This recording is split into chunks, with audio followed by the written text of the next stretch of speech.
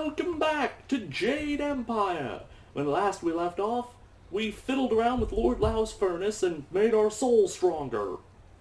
Somehow. Now let's talk to our useless companions. The Imperial City. I'd always heard how impressive it was. The stories didn't do it justice. This is all so much to absorb. I would appreciate your counsel if you have time to speak privately. Funny enough, our useless companions are pretty much all located in this one little triangle over here. Like they segregated themselves. I have time to speak with you now, Dawnstar. What did you wish? I don't mean to distract you. I just wanted someone familiar around me for a moment, if only to reassure me that we are still in the Empire I thought I knew. I have long dreamed of reaching the Imperial City, but now that I have, under these circumstances, I am more overwhelmed than ever.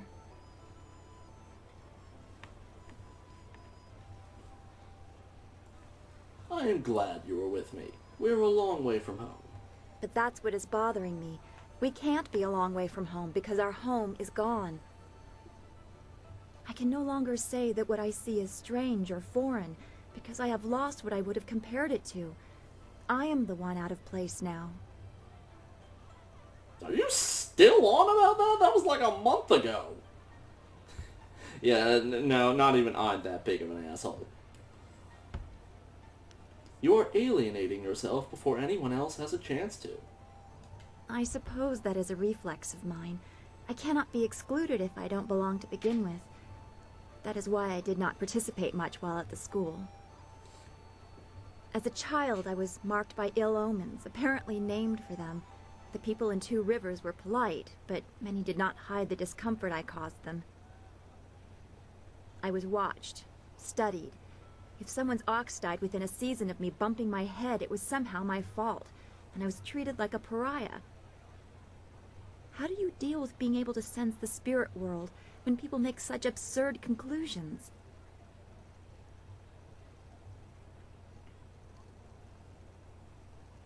It is not your burden to try to belong when you are not wanted. I cannot change who I am, I know. Perhaps I just have to let all of that go. It will not be easy. But I do feel that you have given me a strength I did not have before. I very much appreciate your support.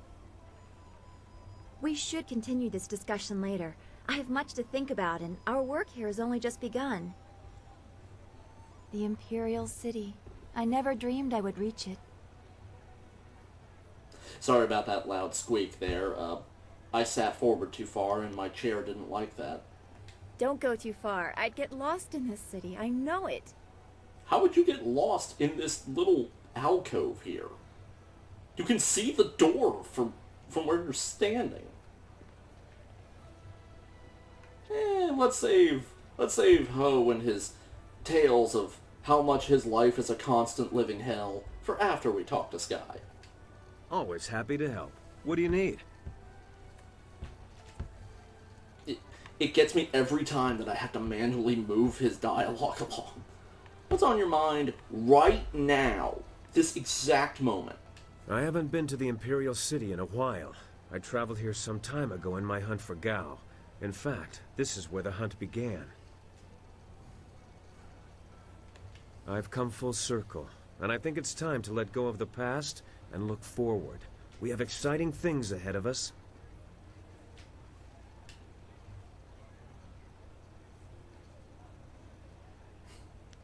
Thought of all these nobles and their fat purses is making you giddy. There won't be much time for that sort of diversion, but I can't help see the potential. In my heart, I know my daughter rests as easily as any spirit now. Whatever happens, I have that. And if we succeed, I know she finds peace. If I could go back, I don't know if I would. I'm a different man now, and while I treasure the past, I look forward to the future with the same warmth.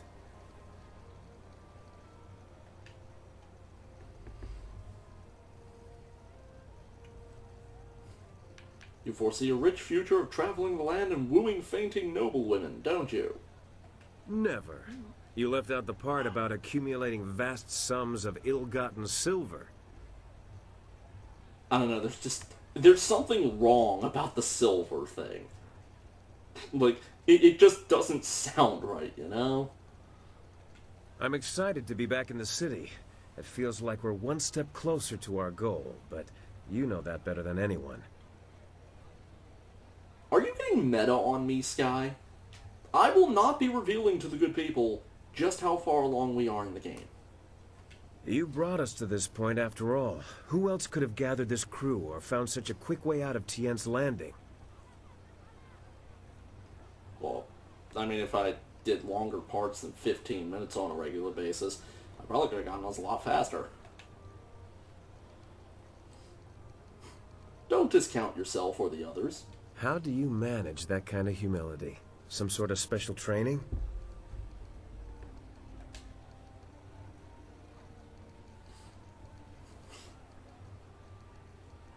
Oh yes, years of intense meditation are required before you can say something nice. It's good to see you still have a sense of humor. Some people mistake dry and boring for humble, and that's simply no fun. Given what we face, we need all the laughter we can get. Regardless, we have an empire to shake up. Let's go see how much trouble we can cause. Of course. Yes, let's go see it, after I talk to Ho and then abandon the rest of you here. I can't believe my luck. I arrive home after being lost, only to find that my wife has gone off to visit relatives. I'm sorry to hear that, Ho. No, you misunderstand me. My wife, she's not here. I thought I was as good as dead. Now my execution is delayed. Until her eventual return, of course. Why did you become a bun master if you were a master fighter? You're beginning to sound like my wife. Where were you last night? Why were you talking to that woman? Why do you smell like a goat? Always with the questions. As I mentioned earlier, after becoming tournament champion for the second time, I was forced to marry my sponsor's nubile niece. She is the reason I no longer fight. My disapproving dove did not care for my drinking, or for my friends, or my fighting, or my friends fighting. She believed I should settle down, be more respectable. Be skinny as a rail. And so you became a bun master. At first I ignored her rebukes and continued fighting, but I soon learned that she was not a woman to be crossed. Prior to one fight, my duplicitous Daisy drugged my wine. I don't remember much of what happened next, which is fortunate. From what I hear, it wasn't very pretty. Well, I guess you survived. I spent the next several months under the tender ministrations of my doting wife. Needless to say, when I was well enough to walk again, I was more than happy to settle down. As to why I became a bun master, well, it's a hard, thankless job that keeps me very, very busy. Very busy.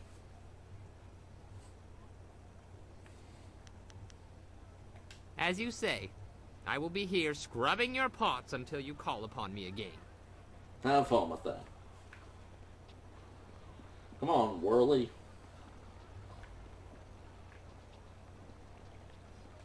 What a wondrous flyer you have. You don't see any of that design about the city. Since they became more common among the nobles, flyers have been fascinating to me. Cool. Allow me to officially welcome you to the Imperial City. I am Bai, the Outcrier, and I am here to direct you around our illustrious capital if you have any questions at all. It would be an honor to say that I aided someone who was greeted by Princess Sun Lian herself.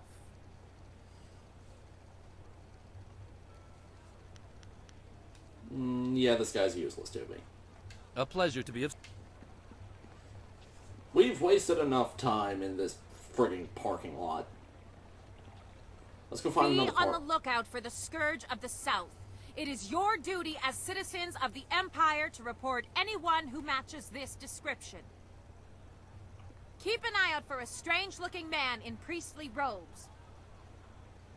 Reports Strange-looking. suggest he is well over 7 feet tall and fully armed. This man is very dangerous. Do not try to apprehend the Scourge of the South, but instead report what you've seen to the authorities immediately. That voice doesn't fit at all. Scourge of the South. Is that the best they could come up with? They missed your looks too. That didn't lip sync at all.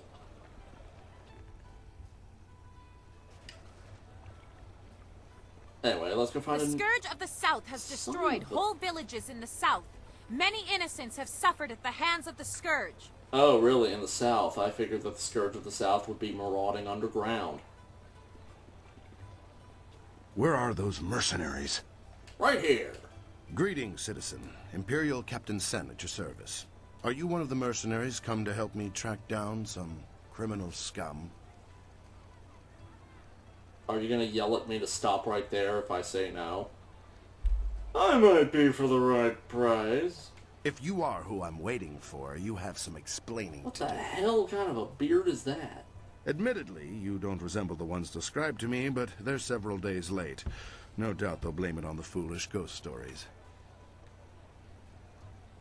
It's an oversized pencil mustache with mutton chops, a neck beard, and a soul patch. Somehow none of these are connecting. What the hell? It sounds like these mercenaries have just forfeited their job to me. I need help tracking down a pair of criminals. Are you interested in a little well-paying work? Define well-paying. These two scoundrels have eluded my best efforts, so I'm turning to bounty hunters. It's harder to run when your pursuers are not in a uniform. It's a shame, but the army gave up trying to arrest me years ago. Too many casualties. Guess I should have sent home more missing limbs than missing heads. I'm searching for an arsonist and a notorious confidence man. Find and eliminate either one, and there's a standard bounty in it for you. I just love the idea that he's like the most wanted man in the Empire, and even if he's publicly walking around, everyone's too afraid to try to collect. I'm too good for your standard rates. Offer me something better. Do you people have some sort of code that requires each one of you to bargain about this sort of thing? Actually, yes. It's called the Witcher's Path. Surely this money doesn't come out of your pocket. The Empire won't miss a few extra coins. I do enjoy going through this dance with each new contract. You've made your point. I'll add an extra percentage to both bounties and find some way to justify the extra cost to the Ministry of Harmony. At that price, I'm happy to help. A wise decision.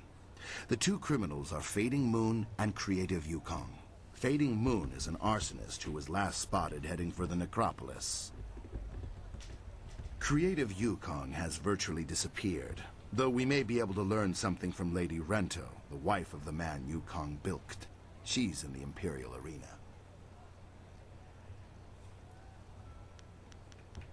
Let's talk about Fading Moon. Fading Moon is an arsonist. Her first fires were in the poor quarters, but her last one spread to the Market District Gate. Last we heard, she had escaped to the necropolis. I should go. Yeah, let's hear about Yukong. Yukong fleeced some silver from Lord Rento, a powerful man in the Ministry of Harmony. Yukong is a master of disguise, and he has hidden himself somewhere in the city. Lord Rento is away on court business, but his wife informed me that she'd be in the heart of the Empire in the Imperial arena if we needed her. You could start there. I should go. Right you are. Remember to keep an eye out for anyone suspicious.